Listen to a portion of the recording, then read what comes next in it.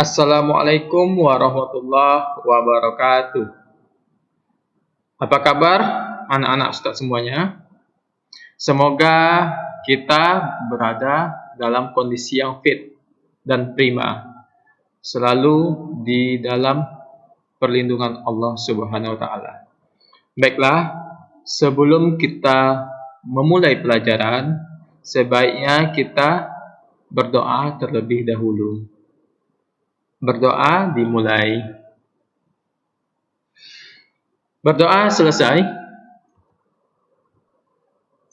Di sini Ustadz mengingatkan kembali, di Abdurrab ada nilai-nilai insan Abdurrab. Yang pertama, Rabbani, amanah, dan beradab. Dalam materi ini, kita akan mencapai target lulusan. Yang pertama, akhlak mulia. Yang kedua, bersemangat mencari ilmu. Yang ketiga, disiplin dan mandiri. Yang keempat, bersemangat dan mampu melaksanakan amar ma'ruf nahi mungkar. Baiklah, kita lanjut ke materi. Yang pertama, kelangkaan. Kelangkaan lebih menekankan pada suatu keadaan di mana ketersediaan barang lebih sedikit daripada barang yang dibutuhkan. Itu menurut Ismantono. Kelangkaan ini biasanya terjadi keterbatasan ketersediaan barang dan kebutuhan manusia meningkat. Maka muncullah kelangkaan-kelangkaan tersebut. Faktor-faktor yang menyebabkan kelangkaan itu, pertama, sumber daya alam yang terbatas. Ini bisa dibilang keterbatasan sumber daya alam yang tidak mampu memenuhi kebutuhan manusia, seperti gas LPG, minyak bumi, dan lain sebagainya. Yang kedua, tidak seimbangnya jumlah pertumbuhan penduduk dengan pertumbuhan produksi. Contohnya bisa kita lihat dari padi atau beras. Pada awalnya, padi itu dipanen 2 kali dalam setahun. Bahkan ada yang 1 kali dalam setahun. Namun sekarang, karena untuk memenuhi kebutuhan manusia yang meningkat, karena jumlah penduduknya semakin banyak, maka dibuatlah pertumbuhan produksi semakin cepat. Padi yang dulu 2 kali dalam setahun, sekarang bisa sampai 3 atau 4 kali dalam setahun. Yang ketiga, kemampuan manusia yang terbatas. Yang keempat, kekurangan tenaga ahli. Yang kelima, ulah negatif manusia terhadap kekayaan alam. Di sini ada kesalahgunaan yang mengakibatkan kelangkaan, seperti penyeludupan ketika barang naik. Yang berikutnya, ketidakseimbangan antara kemajuan ilmu, pengetahuan, dan teknologi dengan pemenuhan kebutuhan. Kelangkaan ini dalilnya adalah pada surat Ar-Rum ayat 41, di mana artinya telah nampak kerusakan di darat dan di laut disebabkan karena perbuatan tangan manusia, supaya Allah merasakan kepada mereka sebagian dari akibat perbuatan mereka, agar mereka kembali ke jalan yang benar. Jadi di sini Allah telah memperingatkan kita bahwa kelangkaan-kelangkaan tersebut bukan dari alam, namun dari perbuatan kita sendiri. Lanjut ke kebutuhan. Kebutuhan itu adalah perasaan kekurangan yang berasal dari dalam diri manusia terhadap barang atau jasa yang dapat memberikan kepuasan kepada manusia itu sendiri. Jenis-jenis kebutuhan manusia itu ada beberapa macam. Kalau berdasarkan intensitasnya, kebutuhan itu terbagi 3. Kebutuhan primer, sekunder, dan tersier. Kebutuhan primer, sekunder, dan tersier itu tiap orang berbeda-beda. Contohnya, kebutuhan primer seorang murid sekarang ini, adalah HP atau laptop.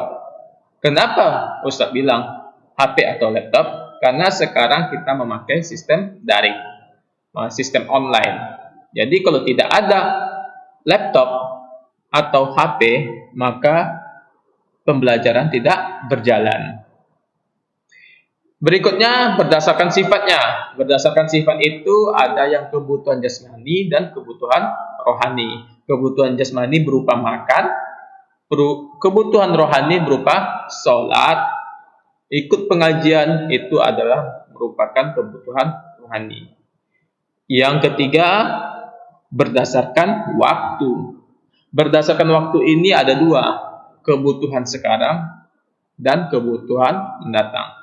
Kebutuhan sekarang ini seperti hal yang wajib atau urgen untuk dipenuhi. Sedangkan kebutuhan mendatang, kebutuhan yang penting ketika akan datang. Yang keempat, berdasarkan pihak yang membutuhkan. Yang pertama adalah perseorangan, yang kedua adalah bersama.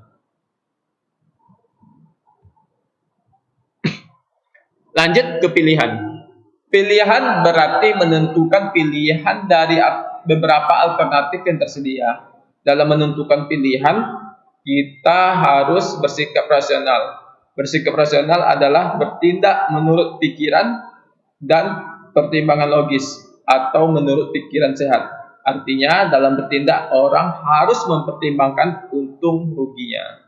Nah, sekarang coba dipikirkan, kira-kira sama tidak pilihan dengan kebutuhan?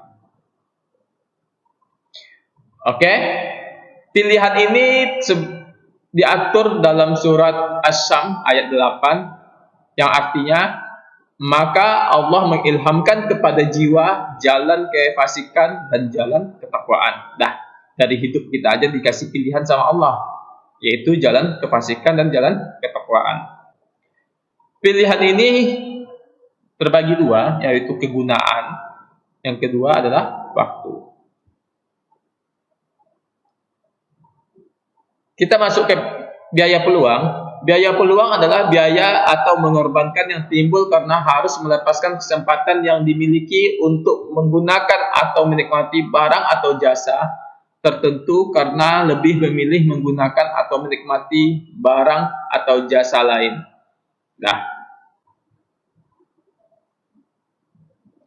contohnya apa? Biaya peluang ini adalah anak-anak Ustadz semuanya. Ustadz kasih contohnya. Contohnya itu adalah ketika Anda semua pergi menuntut ilmu. Sementara Anda semua harus mengorbankan berpisah dengan orang tua, dekat sama orang tua. Namun tujuannya lebih bagus karena untuk mencapai cita-cita yang akan dicapai.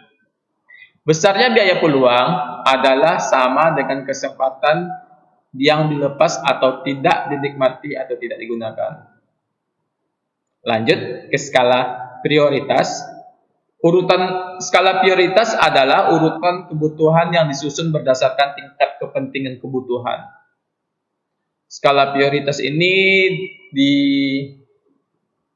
dalilnya adalah surat Ar-Rahman ayat 9. Dan tegakkanlah timbangan itu dengan adil, dan janganlah kamu mengurangi neraca itu. Lanjut ke pengelolaan keuangan. Banyak sekarang yang tidak dapat mengelola keuangan sehingga mereka hidup boros. Mereka tidak bisa berhemat. Kenapa? Karena membeli. Mengapa? Karena mereka lebih membeli barang-barang yang dipilihnya, bukan yang dibutuhkannya. Manfaat pengelola keuangan, yang pertama, kebiasaan mengelola uang dengan baik akan membantu untuk hidup tertib dan teratur. Yang kedua, pengelolaan keuangan yang baik dapat melatih kita untuk hidup hemat. Yang ketiga, pengelolaan keuangan yang baik dapat melatih kita untuk merencanakan masa depan dengan baik. Lanjut ke tindakan ekonomi.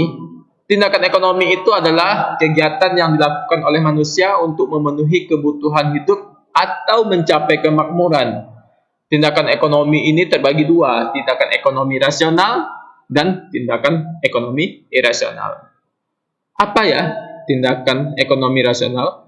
Tindakan ekonomi rasional adalah setiap usaha manusia yang dilandasi oleh pilihan paling menguntungkan. Sementara tindakan ekonomi irasional adalah setiap usaha manusia yang dilandasi oleh pilihan yang paling menguntungkan namun kenyataannya tidak merugikan. Lanjut ke motif ekonomi. Motif ekonomi adalah segala sesuatu yang mendorong manusia untuk melakukan tindakan atau kegiatan ekonomi. Motif ekonomi ini terbagi dua, yaitu motif intrinsik, yaitu motif yang datang dari dalam diri manusia itu sendiri. Contohnya lapar. Kalau sudah lapar pasti kita makan. Yang kedua, motif ekstrinsik. Motif ekstrinsik ini yaitu motif yang datang dari luar diri manusia itu sendiri. Contohnya, kalau dulu kita tidak membutuhkan HP, namun sekarang kita membutuhkan HP karena kita belajar dari online. Lanjut, motif ekonomi digolongkan menjadi beberapa jenis. Yang pertama, keinginan memenuhi kebutuhan untuk mencapai kemakmuran. Yang kedua, motif untuk mendapatkan keuntungan. Yang ketiga, motif untuk mendapatkan kekuasaan. Yang keempat, motif untuk mendapatkan penghargaan dari sesama manusia. Yang kelima adalah motif sosial. Masuk ke prinsip ekonomi. Prinsip ekonomi adalah pedoman melakukan tindakan ekonomi di mana di dalamnya tergantung asas dengan pengorbanan tertentu diperoleh hasil yang maksimal atau dengan pengorbanan sekecil-kecilnya untuk memperoleh hasil tertentu. Prinsip ekonomi ini ada tiga. Yang pertama produksi, yang kedua distribusi, yang ketiga konsumsi. Orang yang melaksanakan prinsip ekonomi memiliki ciri-ciri sebagai berikut. Yang pertama, selalu bersikap hemat. Yang kedua, selalu menyusun skala prioritas. Yang ketiga, selalu bertindak dengan rasional. Yang keempat, selalu memperhatikan untung dan ruginya. Baiklah, cukup sekian materi kita kali ini. Mohon maaf atas segalanya. Semoga ilmu ini bermanfaat untuk kita semua. Assalamualaikum warahmatullahi wabarakatuh.